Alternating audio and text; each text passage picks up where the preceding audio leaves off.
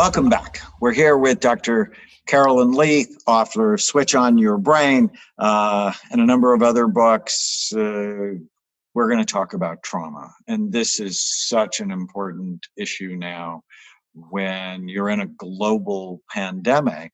But, you know, your early life in South Africa, they were having societal trauma in many ways. And you helped many people who not only were starving, but also had gone through significant trauma. Talk to us about how your work helps that. Be specific with us, so the people who are listening often have had significant trauma in their past. Like emotional trauma, because I mean, I've heard you talk about the physical trauma, but also the emotional trauma. So great question, and I think that's very relevant. Pretty much my whole career has been involved with working with people in very traumatic situations and helping them to manage. And then also I've worked with many other different groups of people, and everyone has trauma. So that's the big thing. We've got to level the playing fields. We all have trauma, but different. And I always look at sort of a scale and think, okay, you've got your bell curve, and there's the average ups and downs of life in the middle, and then we've got our outlying situations that happen on the extreme, and it's pretty much all of us. So one of the first things that I've always tried to address when it comes to trauma is to look within the societal group that you're in. So if I was working in Africa, Rwanda, wherever, it was always, you've got to look at the case study. You've got to look at the individual in their environment. And that's one thing that my clinical trials and things have shown me, is that we can never really group people.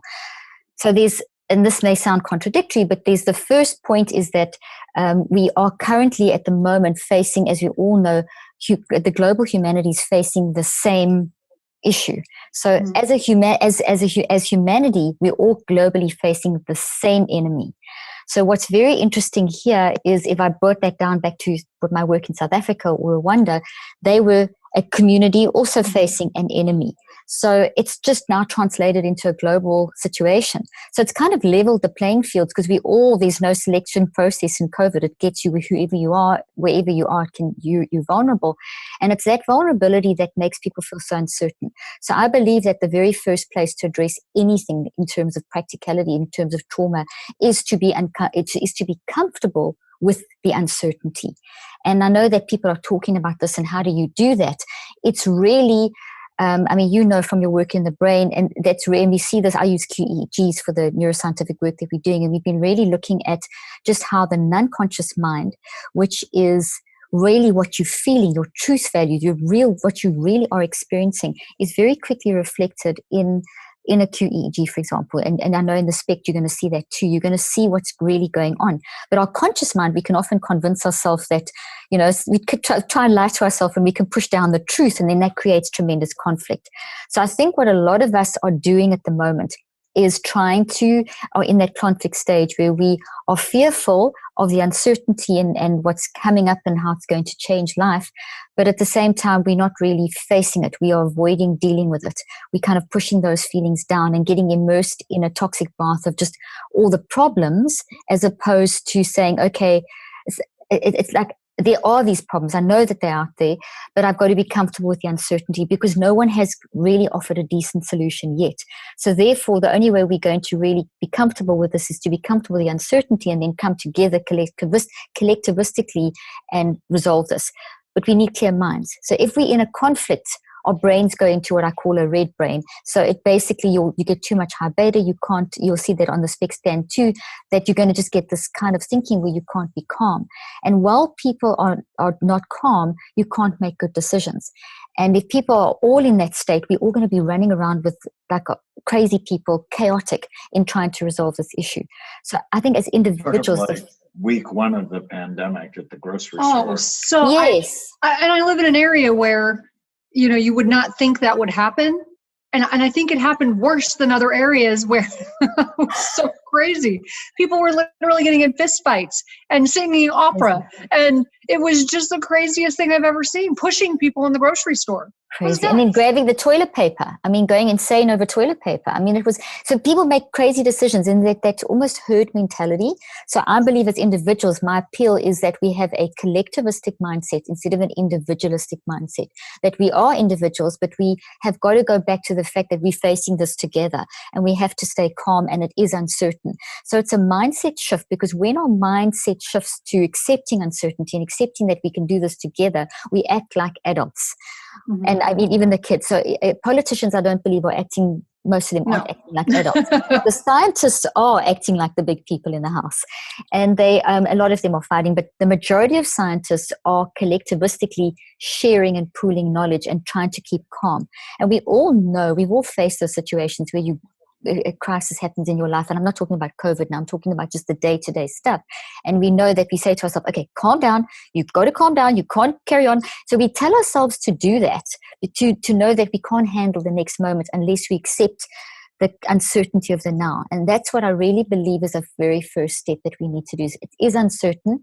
Let's accept it. Let's not have the conflict. Accept the fear. Get it out. Tell people how you're feeling. Express how you're feeling. Don't lie about this. It is scary, because if you don't get it out, as we know, it's going to be embodied inside of you.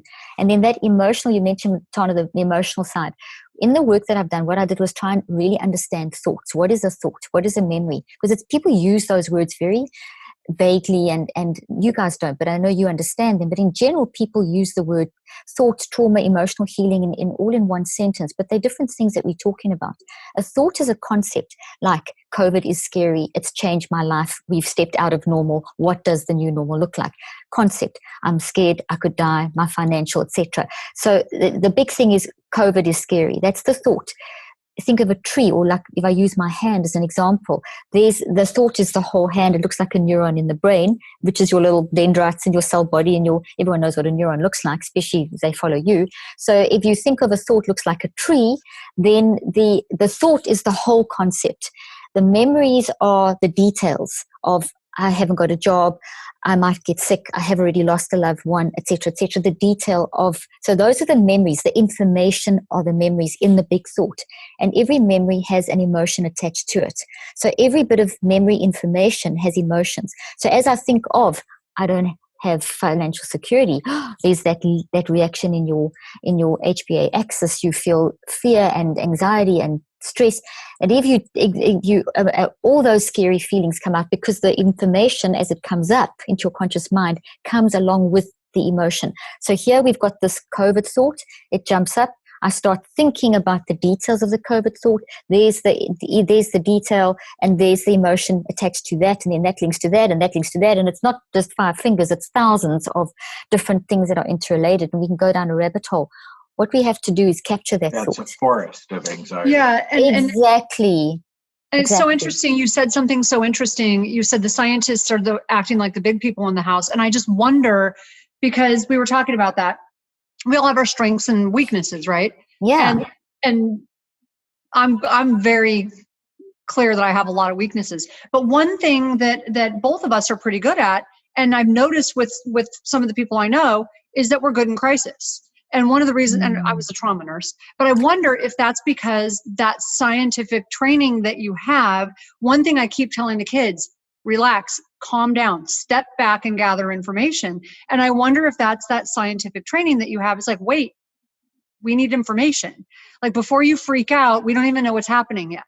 So it's like, we can't freak out till we know what's happening. So I can't make a decision yet, but we've got to gather information, make sure we're safe, and then let's figure out what's happening. But I wonder if that's that scientific training, and if we could somehow access that, because everybody has that ability. We've all got that ability. I love what you just said. How do we access that? That's brilliant. So that's just that's what you said is absolutely spot on. We've got to gather data, and that goes to the people, all the myths that are out there, all the conspiracy theories. Objective rather than subjective. Exactly. Rather gather the data and all sides of the data, not just reading it from one perspective, but looking at multiple sources. Because I get emails all the time. I get family members sending me, oh, have you seen this conspiracy theory? And then some crazy person on YouTube. I stopped watching the news. Exactly. Stop it. Yeah, exactly. I'd rather go straight to, I know, reputable. medical Although, science. Carolyn, let me just interject a little bit, because Edward Snowden made it really hard for me as a psychiatrist, because, I'd have paranoid patients come in and go, the NSA is listening to my phone calls. Yeah. And I would go, oh no. And then it turned out, oh yes, they are listening to your phone calls. Yeah, I know. It's okay to be informed. It's okay to be informed. It's this balance. And it's a balance, I was an Army psychiatrist for 10 years. And so the conspiracy theories around the pandemic have really elevated anxiety. Oh my goodness. You can't always trust, and you can't always ignore reputable sources, because initially, China came out and said it was the wet market, and everybody went, oh, it's the wet market, except they don't sell bats in the wet market. It's a bat virus. And then the Secretary of State goes, no, it came from the lab. Your lab, And if we can teach kids this, if kids understand it, then adults certainly can. And this is what I mean by gather information. Yeah, I agree with you. We don't want to be in the dark. We don't want to be sheep and just following people around. No. Gather the information. And I told the kids, I'm like, just gather information. We're rational enough that if we have all of the information, and you research it and you actually fact check it, we can figure out what's what. That's learning. Exactly. That's learning. Rather than just accepting what people are telling you and panicking. Exactly. I totally agree with you. So the first thing is to accept the uncertainty, and the second thing is to build your brain. And that's what I would do with my patients. I would literally say, okay, let's get all these, let's accept we don't know what we're doing. We don't know what's going on. I don't know why would someone rape you? Who knows why someone kills someone? Who knows why that trauma? We've got to be comfortable with the uncertainty. Now let's get the facts. And also sometimes we use facts as not a distraction, but as a way of building resilience. Because what my research is showing, and I really think this confirms what you guys are doing, is as a scientist, both of you being scientists, when you gather data, when you not distract, that's the wrong word. When you go and study a whole lot of different sources and you do it objectively, where you keep your emotions under check. So you're not getting mad, I hate this one, and I'm angry. You just get this one says this one says this, like you would do if you're preparing for an exam and you're getting different points of view that you have to present, preparing for a medical exam, doing grand rounds. You have to get different perspectives in order to get the big picture. When you do that, it calms people down. I always found my patients that came in that were like collapsing with anxiety, couldn't focus. I'd say, okay, what are you interested in? Let's learn some new information. Let's study something. Let's gather some facts. And immediately that changed the brain, changes how, if you look at the QEEG, it calms the brain down, gets it into more of a flow state, and then you can actually think straight.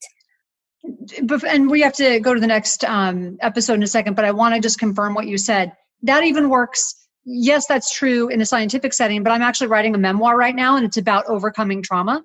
And that is true even in that situation, because I've had to do a bunch of research, and I've had to all of family members for situations that were really hard. It's hard to write. Brilliant. And in doing so, I got a very balanced perspective and went, like, okay, it was hard, but you all of a sudden realize there were reasons. Like, there were reasons that people did what they did.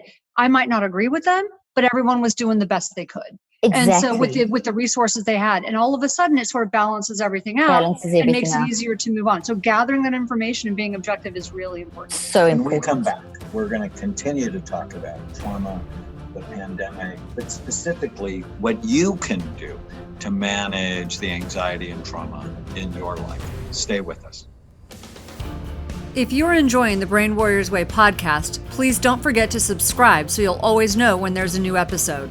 And while you're at it, feel free to give us a review or 5-star rating, as that helps others find the podcast. If you're considering coming to Amen Clinics or trying some of the brain healthy supplements from BrainMD, you can use the code podcast10 to get a 10% discount on a full evaluation at amenclinics.com, or a 10% discount on all supplements at brainmdhealth.com. For more information, give us a call at 855-978-1363.